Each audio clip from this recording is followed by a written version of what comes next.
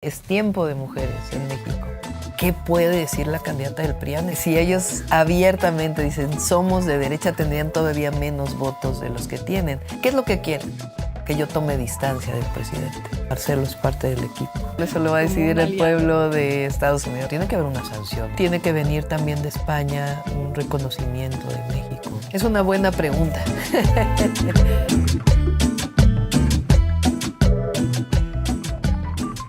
Doctora, muchísimas gracias por su tiempo. Gracias. Falta muy poco para las elecciones. De momento todas las encuestas le dan una ventaja amplia sobre todos los rivales. ¿Cuándo fue consciente de que su trayectoria política tomaba este camino y cómo lo lleva? Pues realmente fui consciente como, digamos, a finales de 2021. Yo siempre fui académica, científica durante muchos años de mi vida. Es hasta el 2000 que soy servidora pública con el presidente, cuando fue jefe de gobierno, secretaria de Medio Ambiente. Y después en 2015 tomo la decisión de participar ya en un proceso de elección popular para fortalecer a Morena, que era nuestro gran proyecto. Por primera vez Morena participaba y de eso dependía el triunfo del 2018 de Andrés Manuel López Obrador. Entonces tomo la decisión de participar, gané en la jefatura delegacional, se llamaba entonces, que es un municipio de la Ciudad de México, y después me voy a la jefatura de gobierno y pues el presidente me nombra en una mañanera junto con otros compañeros y ahí es donde me cae el 20 de que pues es posible, ¿no? Todavía me tarda un año porque pues la ciudad vivió momentos muy difíciles con la pandemia y no quería yo dejar la ciudad y es hasta el 2022 que tomo pues la decisión de participar y comenzar a salir los domingos cuando era jefa de gobierno y después ya pues en el proceso de la encuesta. ¿Alguna encuesta sugiere incluso que usted podría ganar con un resultado mejor que con el que ganó Andrés Manuel López Obrador en 2018? ¿A qué cree que se debe esto? Pues yo creo que hay un despertar del pueblo de México. La labor del presidente ha sido impresionante en muchos temas.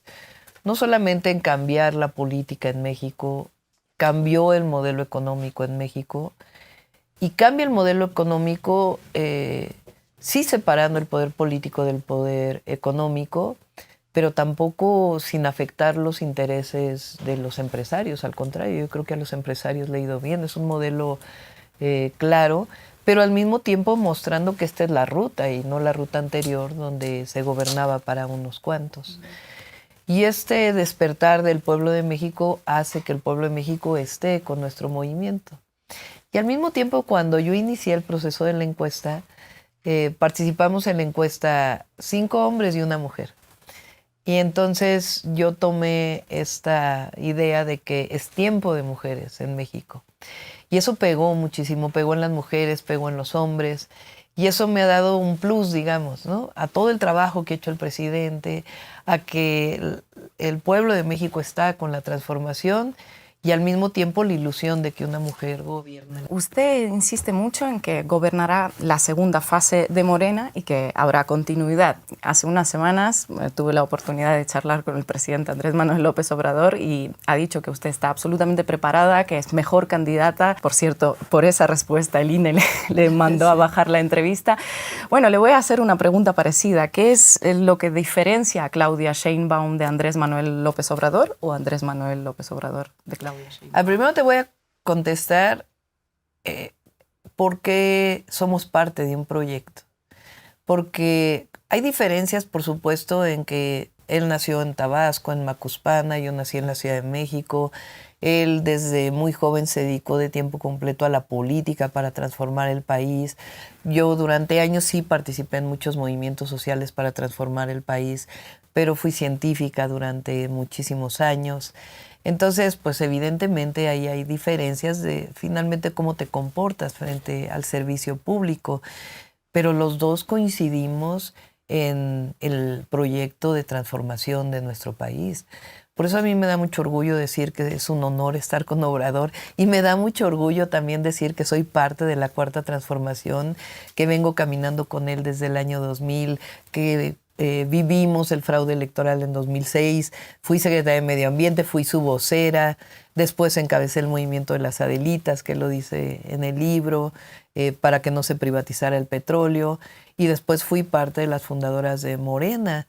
Entonces, este camino que hemos recorrido él como el gran dirigente que es, pues a mí me da mucho orgullo, y en ese sentido, pues coincidimos en el proyecto de nación. Y además por eso el pueblo de México quiere que continúe la transformación, porque ve en mí el que somos parte del mismo proyecto.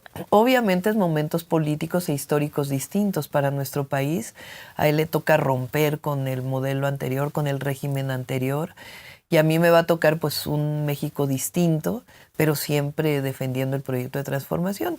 Y las diferencias pues son que venimos de pues historias personales distintas, y ahí pues se muestra también en la forma en la que uno gobierna.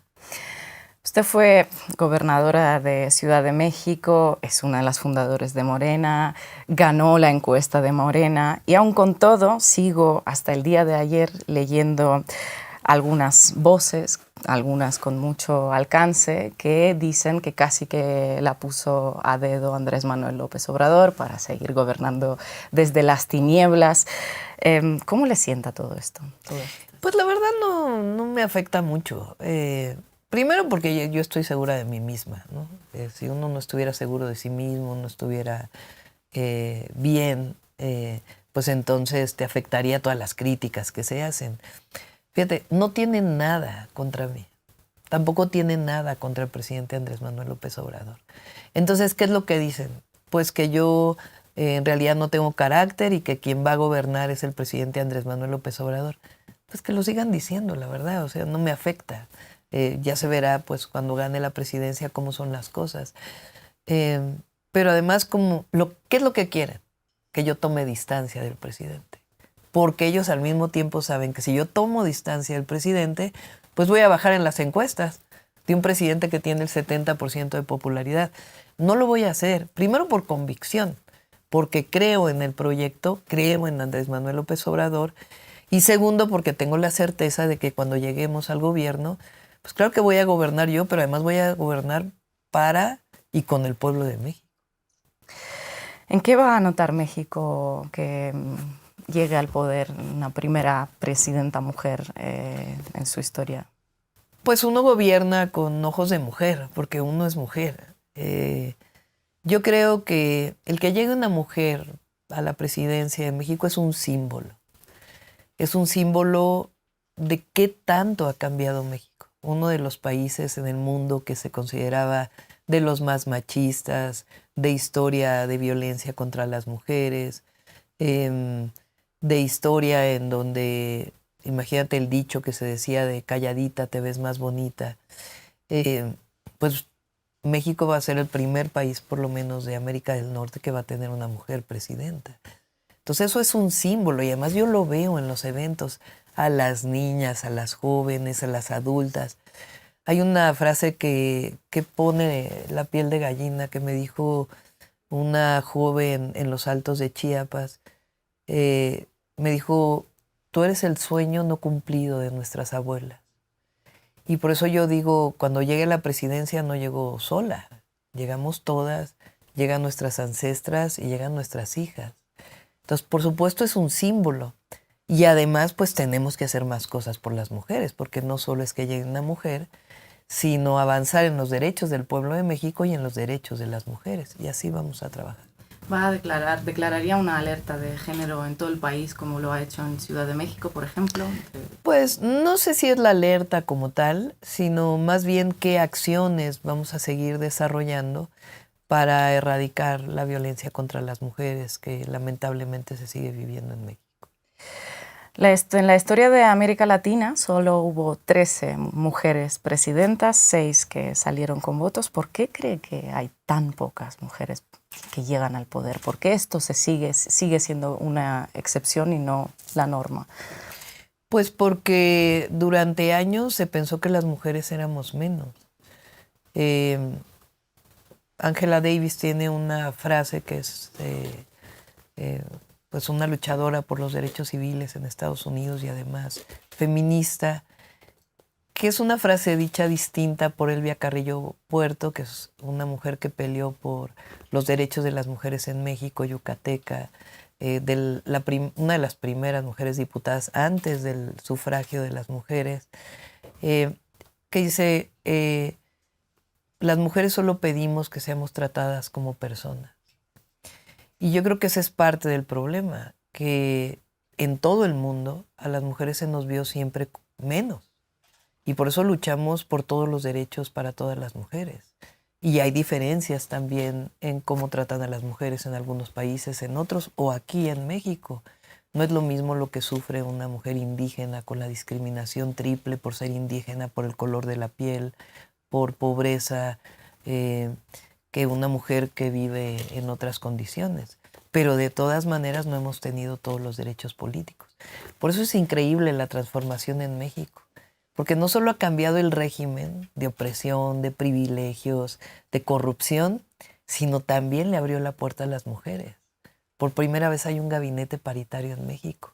Y yo creo que el ejemplo, por ser México un país tan importante en todo el mundo, no solo por ser la 12ª economía mundial, sino por nuestra riqueza cultural, que en México haya una mujer presidenta, pues va a tener una influencia muy grande para todos los países del mundo.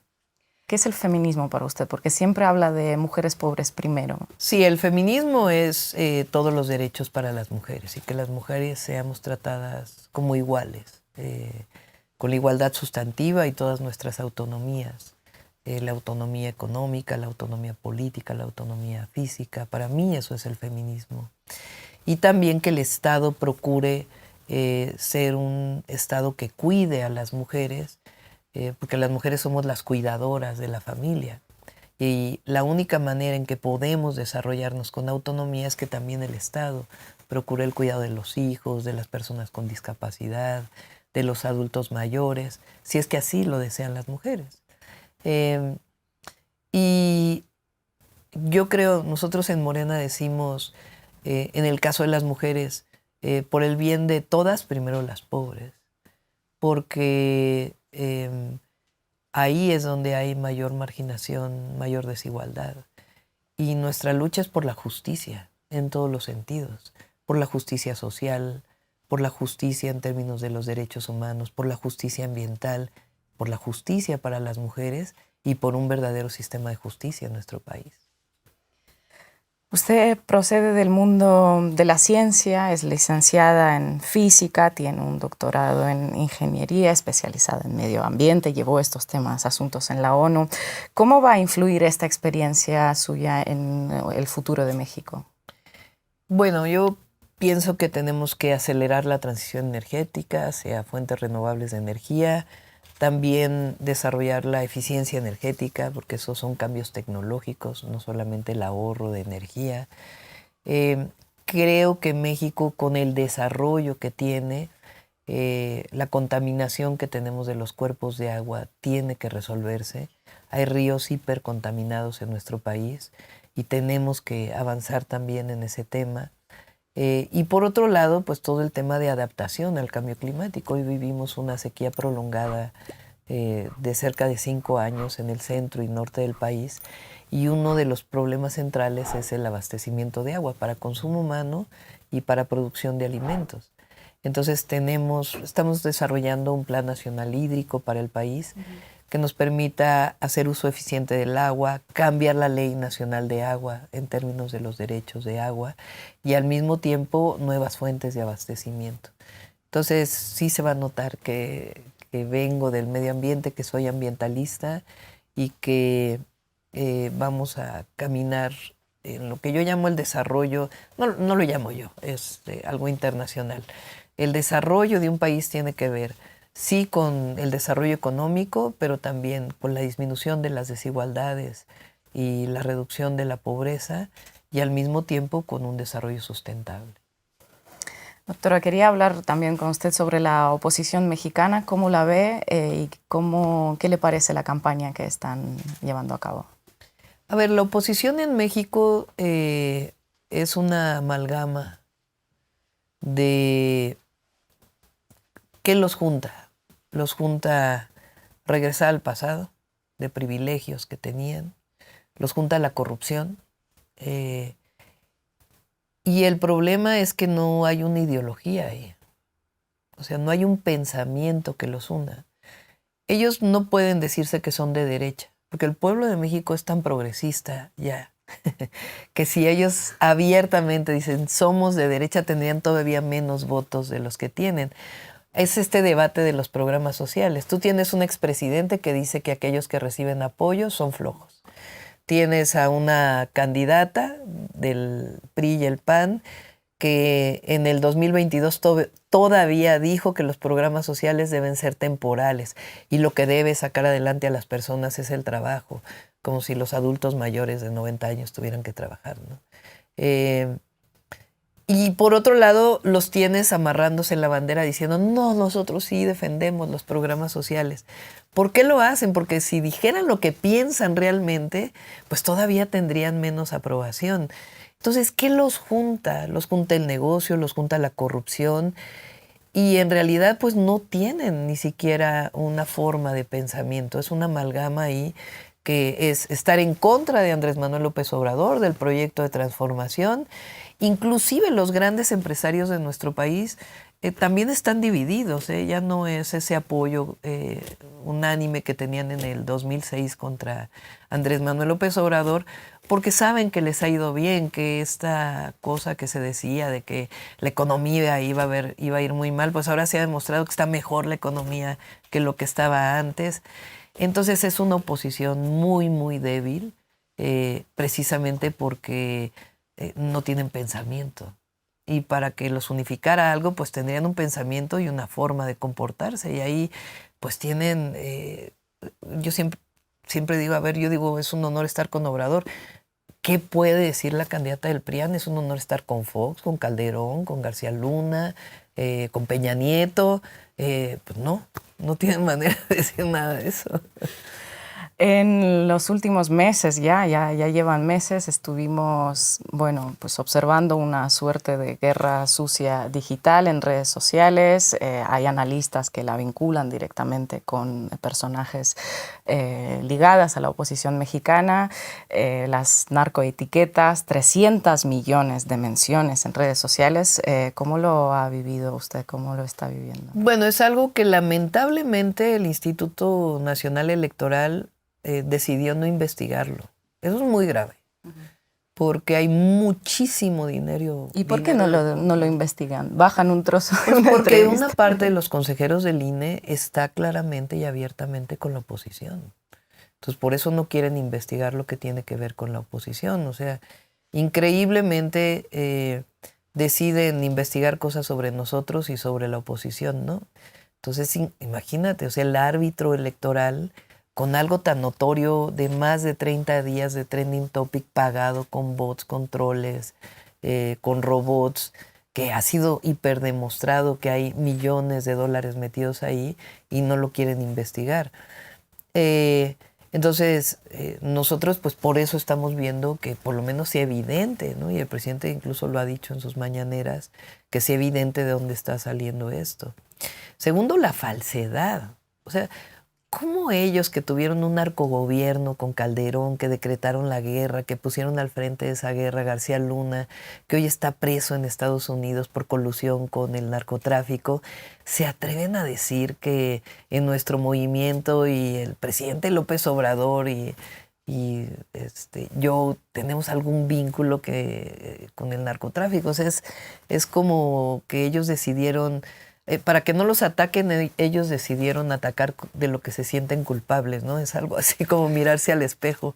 Proyección total. Pero lo que es increíble es que estrategias que les han funcionado en otros países por la derecha internacional, por estos grupos de derecha internacional que está demostrado que participan en estos trending topics, les funcionó en otros países y en México no les ha funcionado. No ha funcionado. Porque el presidente subió su popularidad y yo me mantuve en las encuestas. Y la pregunta es, ¿por qué no les ha funcionado? Yo creo que particularmente la red X, Twitter, ha perdido mucho en México, porque la gente está muy harta de esta guerra sucia que hay en esta red social. y se puede ver, la gente cada vez usa menos esa red social. Y por otro lado, es tan absurda lo que están planteando ahí que la gente pues no lo cree, ¿no? Entonces te habla de una conciencia muy grande del pueblo de México. Uno piensa que la red X, la antigua Twitter, pues no tiene mucho peso, no significa nada. El problema de eso es que luego todas esas campañas de alguna forma aterrizan en titulares, en periódicos, en informativas. ¿Usted cómo evalúa el papel de los medios de información tradicionales de México en toda esta campaña? Bueno, pues yo creo que habría que ver cuáles medios, ¿no? Pero hay una crítica permanente al presidente Andrés Manuel López Obrador, y la razón fundamental es porque se acabó el recurso del erario público destinado a los medios de comunicación. Esa es la razón de fondo. Y por otro lado, muchos conductores que eran muy vinculados con el viejo régimen, que lo que hacen es presentar una crítica contra nuestro proyecto. Ahora, tampoco ha funcionado mucho, no como funcionaba en el 2006 o en el 2012, y eso creo que tiene que ver con el trabajo permanente del presidente López Obrador en las mañaneras, y por otro lado con que el modelo funciona. O sea, el modelo del humanismo mexicano ha mostrado sus virtudes. Ha disminuido la pobreza, han disminuido las desigualdades. Por primera vez un gobierno voltea a ver al pueblo de México, a los humildes, a los que menos tienen, a los que históricamente habían sido discriminados. Y por otro lado, la economía de México está mejor que muchísimos países desarrollados. Entonces, no hay razón para crítica. ¿Va a mantener las mañaneras? ¿Cómo habrá algún cambio de formato, si se puede saber? Pues todavía no lo decido. Tengo que tener una forma de comunicación permanente y diaria con la ciudadanía. El presidente pues tiene un carisma muy especial, es un historiador, conoce la historia de México como nadie, y además pues ha sido el gran dirigente de un movimiento social. Y tiene una forma extraordinaria de comunicación reconocida por propios y extraños. Entonces hay que adecuar algo especial pues a nuestra personalidad, pero tiene que seguir habiendo esta concientización del pueblo de México y esta comunicación directa. Los medios de comunicación cumplen una función, pero son medios. Y nosotros queremos una comunicación directa con el pueblo, y esa hay que seguirla manteniendo. Otro tema que quería abordar es el de la violencia. Hay medios de la derecha, la oposición, están haciendo mucho hincapié en esta cuestión de inseguridad. Hay incluso algunas alertas sobre las condiciones en las que podrían llevarse a cabo las elecciones de 2 de junio. Usted habla de unas encuestas que dicen que la percepción es la contraria, precisamente. Y hace poco la Internacional Socialista, que preside Pedro Sánchez, también emitió un comunicado hablando pues de su preocupación sobre las elecciones y la celebración. ¿Qué le parece todo esto? Pues es parte de una campaña. O sea, ahora sí que como científica vámonos a los datos. Y los datos muestran una disminución de prácticamente todos los delitos. Quizá uno de los temas que hay que afrontar, la extorsión, que ha sido un tema que en algunos lugares del país preocupa, se está planteando ahora que sea catalogada como delito grave, porque no está así, y avanzar más en ese tema en algunos lugares del país, pero en todos los demás hay disminución. Y yo he recalcado mucho, lo recalca el presidente, pero yo creo que hay que poner mucho énfasis en el cambio de tendencia. Si no hubiera llegado el presidente Andrés Manuel López Obrador y se hubiera seguido con la misma política en seguridad, los homicidios hoy estarían probablemente al doble de lo que estaban en 2018. Así fue con Peña Nieto, así fue con Calderón. Si se hubiera seguido con la misma política de la guerra que inicia con Calderón, pero no hay grandes cambios con Peña Nieto, entonces la tendencia hubiera sido la misma. Ahora con el presidente Andrés Manuel López Obrador, ¿qué ocurrió? Hay una tendencia y se rompe la tendencia y comienza a disminuir los homicidios. Y eso no lo toman en cuenta los medios de comunicación ni los analistas, y es fundamental. Pues porque ellos quieren seguir diciendo que ahora la política de abrazos, no balazos, no ha funcionado. Que, por cierto, el presidente nunca ha dicho abrazos a los delincuentes, ¿eh?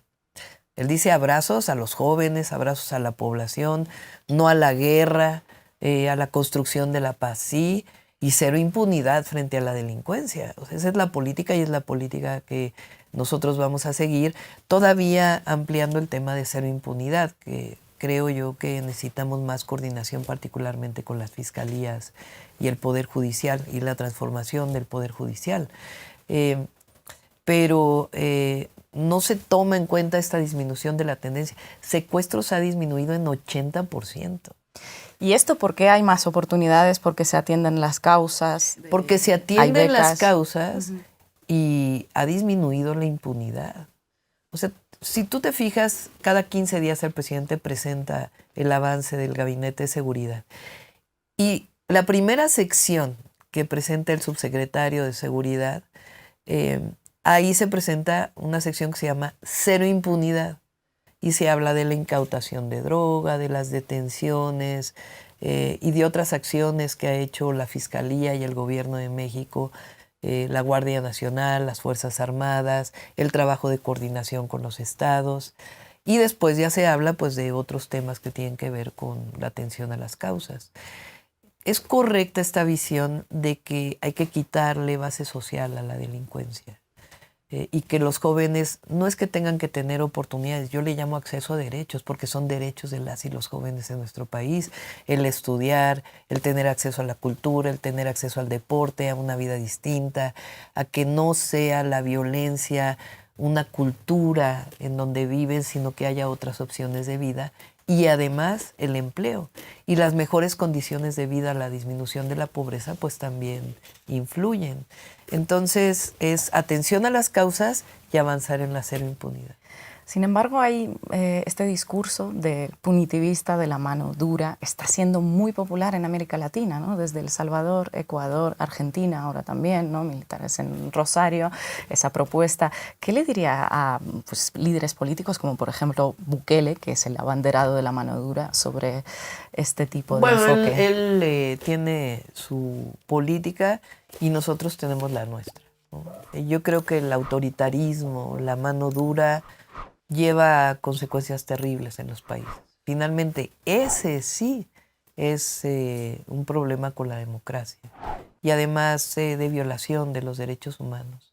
Y nosotros al final, nuestra visión, nuestro pensamiento es humanista por encima de todo. Y al tener una visión humanista es la atención a las causas, que al final es la solución de largo plazo, y sí avanzar con la justicia, con un sistema de justicia que realmente no solamente sea la justicia social, sino que también quien comete un homicidio pues tiene que ser llevado a un tribunal y tiene que ser detenido. O sea, en eso estamos de acuerdo. El asunto es cómo lo haces, si lo haces con regímenes de excepción o lo haces a través de un sistema de justicia que funcione. Propone una reforma constitucional para que no haya reelección para cargos de elección popular. Sí. Y esto también lo defiende el presidente. ¿Por qué este tema es tan importante dentro del pensamiento de Morena? Bueno, en México hubo una revolución mexicana, cuyo lema principal con Madero fue sufragio efectivo, no reelección. Y fue lo que llevó a la Revolución Mexicana después de tantos años de porfiriato y de injusticia social y de autoritarismo. Después, en la época de Calderón, o sea, en pleno proceso neoliberal y autoritario, plantearon esto de que ahora los diputados, los senadores se puedan reelegir y también los presidentes municipales. Y yo creo que no ha funcionado, porque había esta idea de que, bueno, por la reelección pues vas a regresar a tus electores para que te reelijan. Y yo creo que tiene que haber un cambio, tiene que haber cambio generacional. Eso funcionó mucho en nuestro país y creo que la reelección en estos puestos no ha tenido su fruto. Cuando yo lo pregunto en las plazas públicas, bueno, la gente les pregunto, ¿qué les parece la reelección? ¡No! Dicen, y creo que si haces una encuesta que las hemos hecho, la gente no está de acuerdo con la reelección y creo que eso permite pues un cambio que no te asocie, que no te quedes vinculado con un poder que te aísla, que te separa del pueblo, ¿no? Te puedes ir a otros puestos de elección popular, pero no necesariamente al mismo. Uh-huh. Otra de las propuestas suyas es crear Agencia Federal de Anticorrupción. ¿Es corrupción el principal problema de México ahora mismo? Era. Ya no. Pero sigue habiendo corrupción. Tenemos un presidente honesto. Eso cambia la ecuación.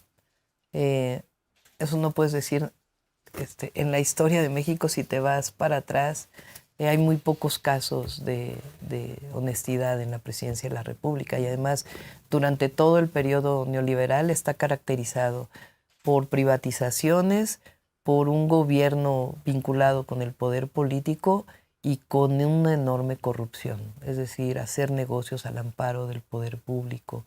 México tiene casos, por ejemplo, de privatización de los ferrocarriles, que desaparecieron los ferrocarriles de pasajeros. A mí me tocó ver cómo el ferrocarril México-Cuernavaca levantaban la vía como fierro viejo. Imagínate lo que eso significa en términos del desarrollo de una nación. O casos como la privatización de fertilizantes mexicanos, que privatizan y a los 2 años cierran la empresa y eso se convierte en importación de fertilizantes.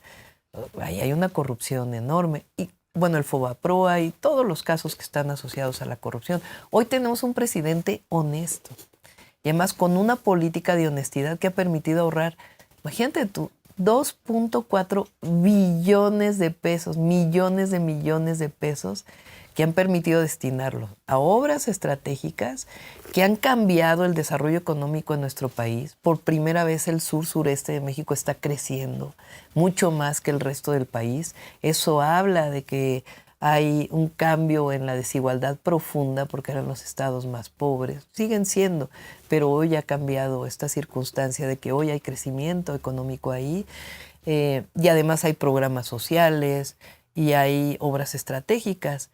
Ahora, ¿qué más falta? Pues que no haya corrupción en otras áreas de gobierno, en presidencias municipales, en policías. Nosotros, nuestra meta es 0 corrupción. Y por eso esta idea de la Agencia Nacional Anticorrupción, que no genera más gastos, esto hay que decirlo, concentra información de distintas instituciones que te permite presentarlo, sea para hacer impunidad en materia administrativa o penal, si es el caso. Y no fue una idea mía, sino una idea que surgió de mesas de trabajo de especialistas y de consulta con ciudadanos que dijeron, pues esta es una de otras opciones que estamos presentando. Si llega a ganar la presidencia, ¿nos podría quizás adelantar algún nombre de las personas que van a formar el futuro gobierno? ¿Alguien que participó en la encuesta? No te lo puedo adelantar. Pero, a ver, son, digamos, los perfiles, ¿no? Personas honestas, ante todo, de mucha convicción en el proyecto y que tengan las dos partes, una, conocimiento del área en la que van a estar, pero al mismo tiempo que tengan amor por el servicio público y amor al pueblo. Si no hay eso, puedes tener un gran especialista en un tema que se le olvida para qué está gobernando. Y el ex canciller Marcelo Ebrard, cuando pidió que se repitiera la encuesta, ¿cómo le sentó a usted? A ver, pues es parte de los procesos, ¿no? Yo no, digamos, le daría demasiada importancia. Yo a lo que le doy importancia es que Marcelo es parte del equipo. Normalmente en la izquierda, en las izquierdas, lo que hay es muchísima división. Y nosotros siempre hemos puesto, el presidente, yo lo aprendí de él, la unidad por encima de todo. Podemos no pensar igual, exactamente igual, no creo que Marcelo y yo pensemos exactamente igual, o que Ricardo Monreal y yo pensemos exactamente igual, pero eso te da una riqueza enorme a un proyecto, que haya visiones distintas, historias distintas, pero al final en lo que coincides es en un proyecto de nación. Y buscar esa unidad, incluso con personalidades que antes no estaban con nosotros, porque fíjate, el PRI, que fue el partido de Estado durante tantos años en nuestro país, después el partido del neoliberalismo y de este vínculo con el PAN, porque el PRI no existe solo desde el 21, sino muchísimo antes, que lo denunciamos nosotros. Por primera vez el PRI no lleva un candidato a la presidencia de la República. Eso te da una idea de cómo cambió el régimen en nuestro país, político y profundo. Entonces hay muchos priistas que dicen, bueno, ¿qué pasó? Y no porque no se sientan incluidos, sino porque se dan cuenta que no puede ser que ahí donde había diferencias profundas con el PAN surge contra la expropiación petrolera en nuestro país. Entonces hay priistas nacionalistas todavía que dicen, bueno, ¿cómo es posible que salgamos con una candidata del PAN a la presidencia y que no tengamos candidato? Entonces se sienten excluidos y se han acercado mucho. A muchos se les han abierto las puertas. Claro, tienen que tener una actitud distinta que la que tuvieron y a otros no también. Hay otros que no necesariamente. Pero finalmente no cambia el proyecto, no cambia ni nuestros principios de honestidad, de amor al pueblo, de buscar resultados siempre vinculados con nuestro proyecto, pero siempre buscando la unidad. La unidad porque además nosotros queremos ganar no solamente la presidencia, sino la mayoría en el Congreso. Si Claudia Sheinbaum llega a la presidencia, ¿cambiará algo en las relaciones de México con otros países? A ver, nosotros tenemos una constitución que establece cuáles son los principios de la relación de México con otros países, otras naciones, otros gobiernos y los pueblos. Y el respeto juarista que defiende esa constitución siempre va a estar ahí. Nosotros no tenemos política de intervencionismo, siempre de respeto y al mismo tiempo una política que marcó la historia de México de solidaridad con la democracia y con el autoritarismo. Por cierto, lo que pasó ahora en Ecuador es inconcebible, inconcebible. Ni con Pinochet llegó a pasar eso. México jugó un papel fundamental con la Guerra Civil Española, en donde muchísimas personas de América del Sur vinieron a México y además permitieron el enriquecimiento cultural de México, intelectual, de manera muy importante en la academia. Y esta cosa de asaltar una embajada es inconcebible. ¿Habría roto usted las relaciones diplomáticas? Sí, por supuesto, por supuesto. De hecho, lo pensé y cuando lo dijo el presidente dije que bueno. Sí. ¿Y para un restablecimiento qué debería pasar? No, bueno, tiene que haber una sanción a lo que ocurrió. Porque si lo hace Ecuador, lo puede hacer cualquier país. Y eso tiene que ser sancionado. No puede ser que eso pase como si nada. Entonces, para haber un restablecimiento de esas relaciones, pues tiene que haber un reconocimiento de que hubo un error. Y además que el derecho de asilo también es pues un derecho internacional. ¿Las embajadas mexicanas seguirán siendo abiertas para...? Sí, y también algo muy importante, tenemos que seguir fortaleciendo los consulados mexicanos para la atención de los mexicanos en Estados Unidos particularmente, atención de sus derechos, de evitar la discriminación, la violación a los derechos humanos y todas las facilidades que requieran para su vínculo con sus familias en México.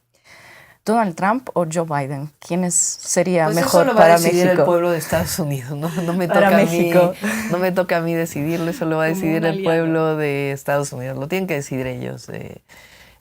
Pero siempre vamos a mantener nuestra dignidad, nuestra soberanía, el respeto a México, nunca agachar la cabeza, nunca una relación de subordinación. Hoy somos el principal socio comercial de Estados Unidos y en esa defensa vamos a buscar buenas relaciones de comunicación, de amistad. Y en el tema de migración siempre vamos a insistir que la mejor política es la cooperación para el desarrollo.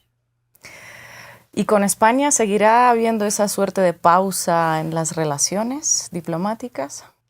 Bueno, hay que destacar que van a ser buenas relaciones.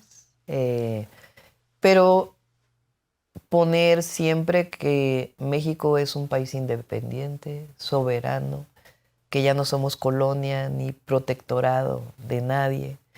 Y como presidenta me va a tocar defender siempre la soberanía de nuestro país y al mismo tiempo la buena amistad con todos los pueblos. Ahora está el tema del perdón. Yo creo que tiene que venir también de España un reconocimiento de México. Yo hice una crítica al presidente español con esto que mencionas, de la Internacional Socialista que se presentó diciendo que México había una condición muy difícil para el desarrollo de las elecciones. Después hubo una aclaración por parte de la embajada que no se dijo en particular para México, sino que era una cuestión para todo el mundo. Y luego también este tema, primero de Iberdrola, que finalmente esto se ha prácticamente resuelto, aunque todavía quedan ahí algunos temas pendientes. Pero cuando el presidente de México llama al perdón, el Papa Francisco, que ya lo había hecho previamente la Iglesia Católica, sin problema dice perdón por la Inquisición y por el trato a la cultura previa a la conquista y a los indígenas en México, que hubo masacres terribles, la del Templo Mayor, la de Cholula, y después, posteriormente, durante la conquista, un trato terriblemente discriminatorio. Y en España esto parece que causa un resquemor tremendo. México era México, de hecho, la palabra México viene de los mexicas, de una cultura extraordinaria que tenía México, además con toda su historia, desde los olmecas. Ese reconocimiento tiene que existir y tiene que existir un reconocimiento de los abusos que se cometieron. México ha hecho el perdón a China por el trato que hubo de México a la comunidad china, que incluso hubo masacres terribles. Ha habido perdón a los pueblos indígenas. El pueblo yaqui, por ejemplo, fue sojuzgado, esclavizado, y se ha hecho un perdón claro por parte del presidente de la República. Hay cantidad de autores, entre ellos Riquer, que hablan de lo que significa el perdón en términos de la República y el reconocimiento hacia adelante de lo que representa para un país. Entonces yo creo que sea el perdón otra forma de reconocimiento de que hubo abusos durante la conquista. Que de hecho el presidente le llama invasión, que en realidad fue una invasión.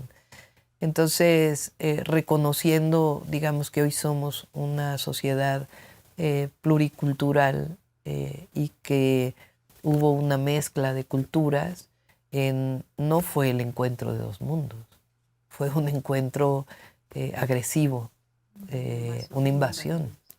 Entonces, esto puede seguirse hablando, no se termina, pero yo creo que nosotros como mexicanos, mexicanas, tenemos que seguir reconociendo eso, porque si no reconocemos eso, no reconocemos a los pueblos vivos de ahora, y a nuestros indígenas, o a los indígenas y a los pueblos indígenas mexicanos, que son sujetos de derecho y que tienen todo el derecho de reconocer sus culturas. Lo primero que hará Claudia Sheinbaum si se convierte en presidenta de México. Es una buena pregunta. A ver, ahora estoy concentrada en ganar la elección. Es de aquí al 2 de junio. Después va a venir un periodo de transición.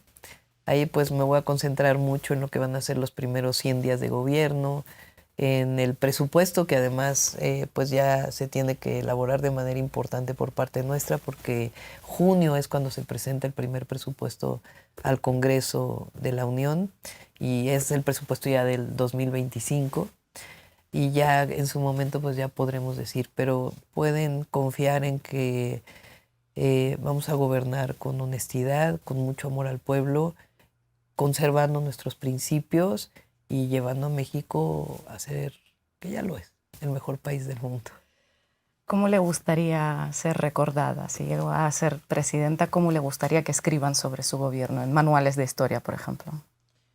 Pues un gobierno encabezado por una mujer que tiene muchos significados y además que deja para el país 6 años después un México mejor que el que recibió, con una visión fundamental a quienes menos tienen, pero siempre pensando en el futuro del país. Claudia Sheinbaum, muchísimas gracias por su tiempo. Muchas gracias.